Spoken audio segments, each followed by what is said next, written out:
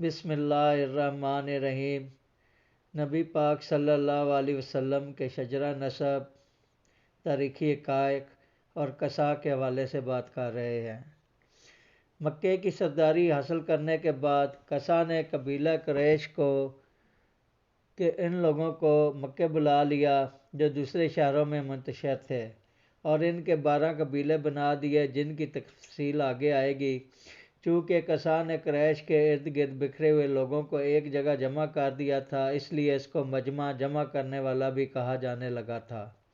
بعض مورخین نے اس طرح روایت کی ہے کہ اسی وجہ سے رسول اللہ صلی اللہ علیہ وسلم نے قصا کو مجمع کا نام دیا۔ اس بات کی طرف ایک شاعر کا قول بھی اشارہ کرتا ہے: خدا کی قسم قصا کو مجمع کہا جاتا تھا کیونکہ اس کے ذریعے اللہ تعالیٰ نے آل فہر کے قبیلوں کو ایک جگہ جمع کر دیا تھا۔ یہ شعر ایک قصیدہ کا ہے جس میں عبد المطلب کی تعریف کی گئی ہے۔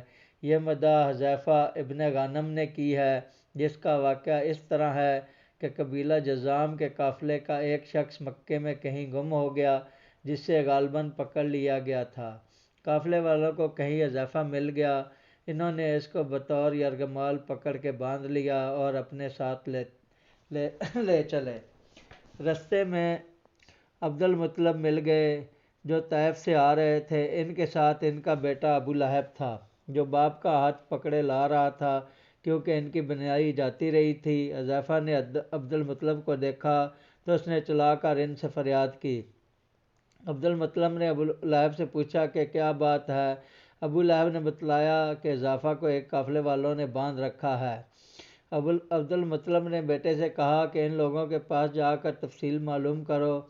ابو لہب نے قافلے والوں کے پاس جا کر واقعہ معلوم کیا اور عبد المطلب کے پاس واپس آیا۔ انہوں نے پوچھا کیا خبر لائے؟ ابو لہب نے کہا کچھ پتہ نہیں چلا۔ عبد المطلب نے بیٹے کو ڈانٹ کر کہا کہ ان کے پاس جاؤ اور جو کچھ تمہارے پاس ہے وہ قافلے والوں کو دے کر اس آدمی کو رہائی دلاؤ۔ ابو لہب دوبارہ قافلے والوں کے پاس پہنچا اور ان سے کہا تم میری تجارت اور مال و دولت سے واقف ہو، میں تم سے بحلف کہتا ہوں کہ میں تمہیں 20 اوقیہ سونا اور 10 اونٹ اور گھوڑے دوں گا۔ اس حلف کے لیے میں بطور ضمانت کے اپنی یہ چادر تمہارے پاس رہن رکھتا ہوں۔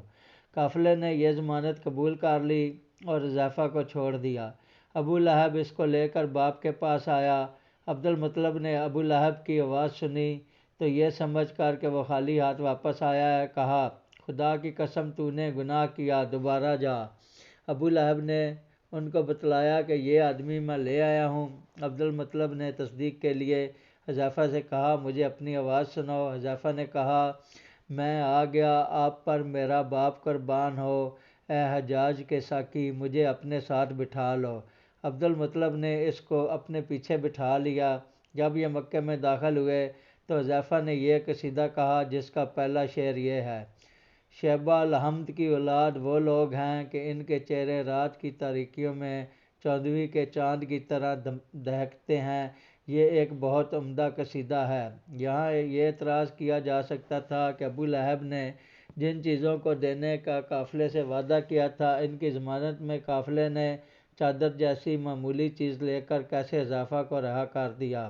اس کا جواب میں کہا جاتا ہے کہ عربوں کا دستور اور اصول یہ تھا کہ ان میں سے کسی نے اگر بہت بڑے معاملے کے سلسلے میں بھی کوئی حقیر چیز کسی کے پاس رکھ دی تو اس کے لیے یہ ممکن نہیں تھا کہ وہ اس عہد کو پورا نہ کرے، بلکہ وہ خود بھی اس کوشش اور جستجو میں رہتا تھا کہ کس طرح وعدہ پورا کرے۔ چنانچہ جب نبی کریم صلی اللہ علیہ وسلم کی دعا سے ایک مرتبہ قبیلہ بنی تمیم کا علاقہ قحط اور خشکسالی کا شکار ہو گیا تو قبیلے کا سردار حاجب ابن زرح جو حضرت عطارد کا باپ تھا شاہ کسریٰ فارس کے پاس گیا تاکہ اس سے اپنی قوم کے لیے امان حاصل کر کے قبیلے کو عراق کے دیہات میں منتقل کر دے اور اس طرح اس مصیبت سے نجات حاصل کرے۔ شاہ کسریٰ نے حاجب کی درخواست سن کر کہا تمام لوگ غدار اور دغا باز قوم سے ہو، اس لیے میں تمہاری طرف سے اپنی رعایا کے متعلق ڈرتا ہوں۔ حاجب نے یہ سن کر کہا میں اس بات کی ضمانت لیتا ہوں کہ میری قوم اس قسم کی حرکت نہیں کرے گی۔ کسریٰ نے پوچھا، میرے لیے تمہارے وعدے کا ضامن کون ہوگا؟ حاجب نے کہا، میری یہ کمان اس وعدے کی ضمانت کے طور پر رہن ہے۔ یہ سن کر شاہ کسریٰ اور ان کے مصاحبوں نے حاجب کا بہت مذاق اڑایا اور اسے احمق بنایا۔ اس پر بعض لوگوں نے کسریٰ سے کہا، عربوں میں سے کوئی شخص اگر کسی وعدہ کی ضمانت میں کوئی چیز رہن رکھ دے تو وہ لازمی طور پر اس عہد کو پورا کرتا ہے۔ جب بنو تمیم کا ایک وفد نبی کریم صلی اللہ علیہ وسلم کی خدمت میں حاضر ہو کر اسلام سے مشرف ہو گیا اور آپ کی دعا سے ان کا قحط ختم ہو کر سرسبزی و خوشحالی چھا گئی اور ادھر اس وقت تک حاجب مر چکا تھا، تو حضرت عطارد نے اپنی قوم کو شاہ کسریٰ کے پاس چلنے کا حکم دیا۔ وہاں پہنچ کر عطارد کسریٰ کے پاس گئے اور اس سے اپنے باپ کی کمان واپس مانگی۔ کسریٰ نے کہا، تم نے تو مجھے کوئی چیز نہیں دی تھی۔ تو عطارد نے کہا، اے بادشاہ، میں اپنے باپ کا وارث ہوں۔ ہم نے اپنا عہد جس کے لیے ضمانت دی تھی پورا کر دیا ہے۔ اگر اب آپ نے میرے باپ کی کمان واپس نہیں کی تو ہمارے لیے سخت عار اور شرم کی بات ہوگی اور لوگ ہمیں ذلیل کریں گے۔ اس پر کسریٰ نے کمان واپس دے دی اور انہیں ایک خلعت پہنایا۔ پھر جب عطارد رسول اللہ صلی اللہ علیہ وسلم کے پاس حاضر ہو کر مسلمان ہو گئے تو انہوں نے وہ خلعت حضرت صلی اللہ علیہ وسلم کو پیش کیا، مگر آپ صلی اللہ علیہ وسلم نے اس کو قبول نہیں کیا، بلکہ فرمایا کہ اس خلعت کو وہ پہنے گا جس کا آخرت میں کوئی حصہ نہیں ہے، اس لیے کہ وہ خلعت ریشمی تھا اور ریشم پہننا مردوں کے لیے اسلام میں ناجائز ہے۔ بہرحال بنو تمیم کے لوگ اس کمان کو اس لیے باعث فخر سمجھا کرتے تھے۔ اس طرف ایک شاعر نے اشارہ کیا ہے اور بہت اچھے اور عمدہ انداز میں کہا ہے، تم چار دوڑے ہو ہم پر اپنے محافظوں کی کمانیں لے کر، جس طرح قبیلہ تمیم کے لوگ اپنے سردار کی کمان کے لیے گئے تھے۔ بنو خزاعہ کو بیت اللہ کی تولید اور انتظام سے ہٹا کر اور انہیں مکے سے جلا وطن کر کے کسا قریش کا تنہا سردار بن گیا۔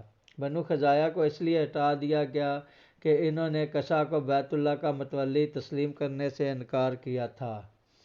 نیز یہ کہ ابو غبشان نے، جس کا ذکر پیچھے گزر چکا ہے، کسا کو بیت اللہ کا جو انتظام سونپا تھا، بنو خزاعہ نے اس کو بھی تسلیم نہیں کیا تھا۔ اس سے پہلے بنو خزاعہ نے حج کے آخری ایام میں قتل و قتال کیا تھا، جبکہ عربوں میں یہ امان کے دن ہوتے ہیں اور ان دنوں میں خون ریزی کرنے والا سخت ملعون اور گناہ گار سمجھا جاتا تھا۔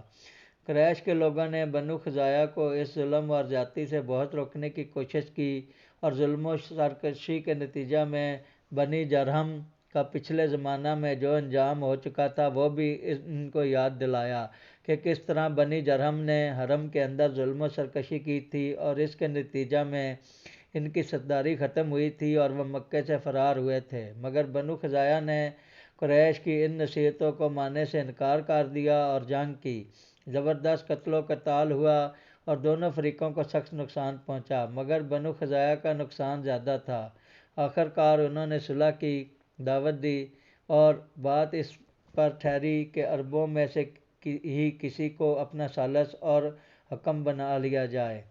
سب نے متفقہ طور پر اس مقصد کے لیے یمر ابن عوف کو منتخب کیا جو ایک نیک اور معزز آدمی تھا۔ یمر نے ان لوگوں سے کہا، میرا فیصلہ سننے کے لیے تم لوگ کل کعبے کے سین میں جمع ہو جانا۔ معینہ وقت پر جب لوگ جمع ہو گئے تو یمر کھڑا ہوا اور اس نے کہا، لوگو، جو قتل و خون ریزی تم لوگوں کے درمیان ہو چکی ہے میں اسے اپنے قدموں سے رونتا ہوں، اس لیے ایک دوسرے پر کسی کا کوئی حق اور خون بہا نہیں رہا۔ ایک روایت یہ ہے کہ اس نے یہ فیصلہ دیا کہ قریش کے ہاتھوں جو نقصان بنی خزاعہ کو پہنچا وہ کالعدم ہے اور بنی خزاعہ کے ہاتھوں جو نقصان قریش کا ہوا اس کا خون بہا ہوگا۔ نیز اس نے یہ فیصلہ بھی دیا کہ بیت اللہ کی تولید اور مکے کی سرداری کے لیے کسا زیادہ موزوں ہے، چنانچہ کسا بیت اللہ کا متولی ہو گیا۔ ایک روایت ہے کہ کسا نے اشرا ٹیکس لگایا کہ مکے والوں کے علاوہ جو شخص بھی تجارت وغیرہ کے لیے مکے میں داخل ہوتا اس سے اشرا ٹیکس وصول کیا جاتا۔ بنی خزاعہ، جن کو کسا نے تولید کعبہ سے ہٹا کر جلا وطن کیا، کے لوگوں نے بیت اللہ کی تولید بنی جرہم کے ہاتھوں سے چھینی تھی۔